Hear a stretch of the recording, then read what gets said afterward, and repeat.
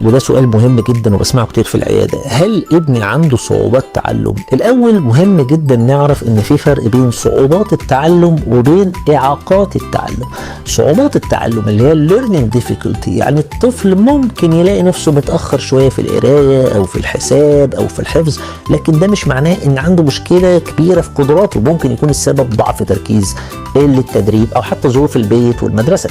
الخبر الحلو بقى ان النوع ده بيتحسن جدا مع المساعده والمتابعه، زي مثلا الحاجات اللي قلنا عليها النهارده. انما اعاقات التعلم اللي هي الليرنينج ديسابيليتي دي حاجه اعمق شويه، مرتبطه بكيفيه عمل المخ نفسه، زي مثلا الديسلكسيا اللي هي عسر القراءه، او الديسكالكوليا اللي هي عسر الحساب. الطفل هنا محتاج دعم متخصص وخطه بتبقى في الاغلب طويله المدى علشان يتعلم بطريقه تناسبه هو. يعني باختصار، مش كل صعوبه في المذاكره معناها ان في اعاقه في التعلم، ولكن دورنا كاهل اننا ناخد بالنا ونطلب المساعده بدري لا في مشكله مستمره.